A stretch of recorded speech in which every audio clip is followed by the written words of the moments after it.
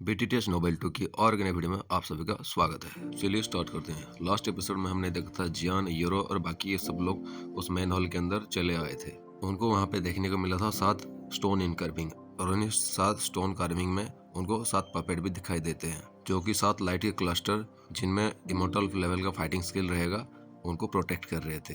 और साथ ही साथ में वो एम्परर लेवल का जो बंदा था उसके भी वो लोग वहाँ पे प्रोटेक्ट कर रहे थे। और वहाँ पे मिलता है जियान एल्डर वाइसान से, जो कि अल्केमिस्ट एसोसिएशन का एक एल्डर है।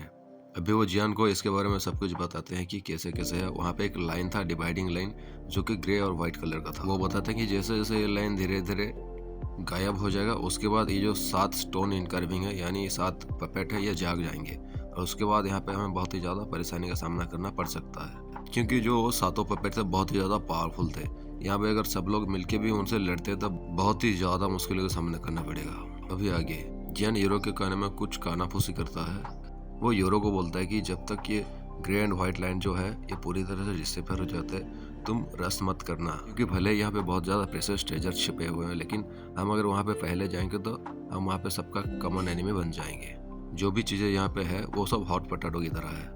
और अभी अगर सबसे पहले जो ट्रेजर हमारे पास आ जाता है तो अगर इन सभी बंदे ने हमारे तरफ एक एक पाम अटैक भी किया तो हम उसको संभाल नहीं पाएंगे, हम यहाँ पे कोलैप्स हो जाएंगे।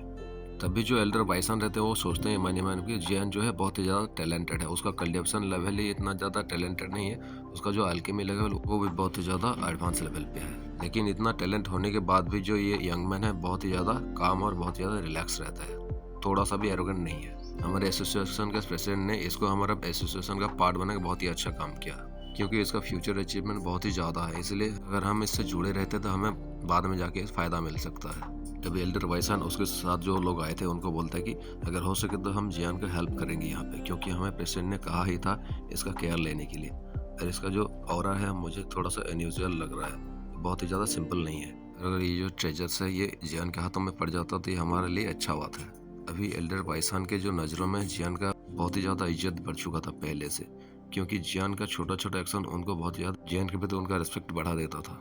नेचुरल जियान को ये सब पता नहीं होता कि उसका एक्शन की वजह से जो बाइसन है उसको अपने अंदर बहुत ही ज़्यादा रेस्पेक्टेड नज़रों से देखने लगे हैं।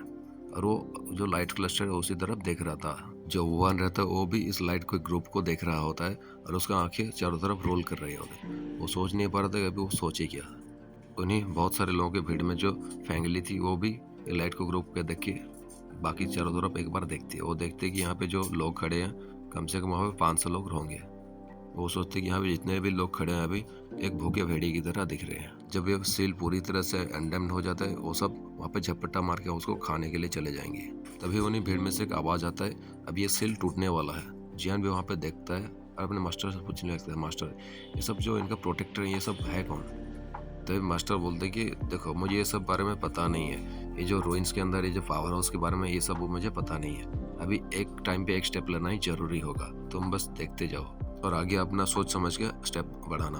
अभी पता नहीं इस भीड़ में से किसने कहा था वो ग्रेट व्हाइट लाइन धीरे धीरे डिसअपीयर है। अभी जियान जब देखता है उस तरफ तो उसे पता चलता कि ये जो ग्रे व्हाइट कलर का जो सील है ये धीरे धीरे डिसअपीयर हो रहा है। सभी की आंखें वहाँ पे टिक जाती है। देखते देखते ये जो सील है पूरी तरह से डिसअपीयर हो जाता है और उसके बाद वहाँ पे एक ट्रांसपेरेंट जो फाइटिंग ची रहता है वो भी धीरे धीरे ग्लास की तरह सेटल होने लगता है। अभी जैसे यहाँ पे ये सब डिसअपीयर हुआ ही था तभी उनमें से भीड़ में से एक बंदा जो निकल के जाता है दौड़ के और वहाँ पे एक लाइट के क्लस्टर को पकड़ने लगता है। वही चाहता था कि मैं पहले इसको पकड़ लूँ और यहाँ से भाग जाऊँ। और जब ये लाइट क्लस्टर को पकड़ने ही वाला होता है तो जो लाइट क्लस्टर है वो धीरे धीरे ट्रेम्बल होने लगता है और वहाँ पे छोटा सा ब्लास्ट होता है और वो वहाँ से निकल के वहाँ से चारों तरफ घूमने लगता है। वो घूमते घूमते जाके वो जो 7 इनकर्विंग यानी 7 जो पपेट रहते हैं उनके सामने वो सातों लाइट क्लस्टर जाके रुक जाता है। ची ची साउंड के साथ वो जो लाइट क्लस्टर है उन्हीं में से जो लाइट का गुच्छा रहता है चारों तरफ फैलता है। देखते देखते सभी की आंखों के सामने जो लाइट के क्लस्टर थे वो अभी धीरे धीरे विजिबल होने लगे थे और सभी को अभी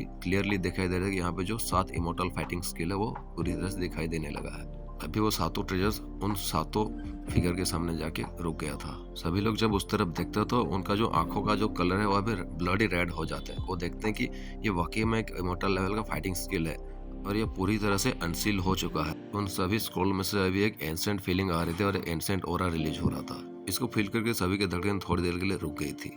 जब ये सीन अपेयर होता है यहाँ पे जितने भी एक्सपर्ट्स खड़े हुए थे अभी धीरे धीरे उनका नजर उसके तरफ चला गया था। देखते देखते वहाँ बहुत ही ज्यादा ब्लडी बैटल शुरू हो जाता है। और वहाँ पे जो लोग रहते हैं एक दूसरे का मारपीट करने लगते हैं। आखिर ऐसा कैसे हो भी ना, क्योंकि ये बहुत ही ज्यादा फैटल अट्रैक्शन है सभी के लिए। अभी जो रूम का टेम्परेचर बहुत ही ज्यादा बढ़ चुका था, चारों तरफ बॉइलिंग सीन दिखाई दे रहा था। अभी इन्हीं के बीच में से एक आदमी जाता है जो कि डार्क मैन रहता है। वो उन लाइट क्लस्टर में से एक क्लस्टर के सामने जाके खड़ा हो जाता है, बोलता है कि हंसते हुए, हा हा, ये इमॉर्टल स्किल्स तो मेरे हैं, ये इसको मैं ही लूंगा। अभी वो डार्क मैन आसमान की तरफ देख के पागलों की तरह हंसने लगा था और वो एक ही कदम दूरी पे था उस इमॉर्टल फाइटिंग स्किल्स के पास में से। तभी उस हॉल में जितने भी लोग लड़ रहे होते एक दूसरे से, वो उस आदमी की तरफ देखते हैं जो कि एक डार्क मैन की तरह दिखाई दे रहा था। वो सोचते हैं कि चलो ये आदमी वहां पे अगर अपने ट्राई कर रहा है तो करने दो, क्योंकि वो अभी लौट के तो हॉल में ही आएगा ना, और वो सबका कॉमन एनिमी बन जाएगा और उसको स्नैच करने के लिए सभी यहाँ पे फिर से लड़ना पड़ेगा। ये सोच के सभी जो लोग रहते हैं एक दूसरे से फाइट करते में लगे रहते हैं। और वो जो डार्क मैन था वो भी वहाँ पे जो एक स्किल रहता है उसको अभी हाथ लगा के उसको बाहर निकलने वाला था। जैसे वो लाइट के क्लस्टर के कांटेक्ट में आता, इससे पहले वो जो लाइट के क्लस्टर के अंदर जो इमॉर्टल फाइटिंग स्किल था वो अचानक से वहां से गायब हो जाता है और स्लो ऑफ हो जाता है। अभी ये चेंज को देखे वो भी थोड़ा सा हैरान हो गया था, क्योंकि अभी ये जो स्किल था पूरी तरह से डिसअपियर हो गया था। बैंग बैंग साउंड के साथ वो जो लाइट का क्लस्टर रहता है वो धीरे धीरे कांच की तरह क्रैक होने लगते हैं। अभी इसी एक्शन की वजह से वहाँ पे जो 7 फिगर रहते हैं वो भी धीरे धीरे जागने लगे थे, क्योंकि उसके सामने जो 7 फिगर रहते हैं वो अपने टाइम पे एक 3 स्टार ड्यूटी के शुरुआती लेवल पे थे। फिर उनका कॉमन टारगेट बन चुका होगा ये डार्क मैन। वो डार्क मैन सोचता है मैं इन सभी के सामने एक हॉट टोफू बन चुका हूँ, जो कि ये अभी उठ के मेरे को खा जाएंगे। तभी उस लाइट के गुच्छे में से धीरे धीरे से एक बहुत ही ज्यादा पावरफुल ऑरा रिलीज होता है और वहाँ पे एक साउंड वेव प्रोड्यूस होने लगती है। इस आवाज को सुन के जो हॉल के अंदर बहुत ज्यादा पावरफुल लगते, उनका दिल एकदम बैठ जाता है कि इसी साउंड वेव के साथ एक बहुत ही ज्यादा पावरफुल ऑरा भी रिलीज हो रहा था। फिर यहाँ पे जो सीन है बहुत ही ज्यादा हॉट हो चुका था। इसको देख के सभी लोग अपना अपना फाइट को बंद करके ऊपर की तरफ देखने लगते हैं। अभी देखते हैं कि वहाँ पे जो लाइट का क्लस्टर था और उनके सामने जो 7 फिगर्स थे वो धीरे धीरे वहाँ से डिसअपियर हो गए। देखते देखते एक ग्रुप में वो लोग आ जाते हैं। सभी लोग अपना हाथों को रेज करके देखते हैं कि ये बंदे एक्चुअली में जाग चुके हैं। भीड़ में से एक आवाज आता है कि अरे ये गार्डियंस लोग तो अभी जाग चुके हैं। जब सभी के शॉकिंग नजरें इनके तरफ टिके हुए थे, तब जियान मिड एयर में खड़े होकर वो भी उसके सामने देख रहा था।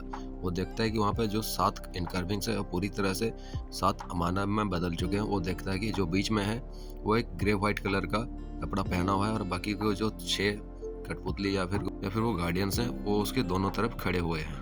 पहले देखने से ऐसा लगता था कि एक बंदे को चारों तरफ से जो 7 स्कल्पचर है वो घेर के रखे हुए थे और एक फॉर्मेशन की तरह दिखाई दे रहा था।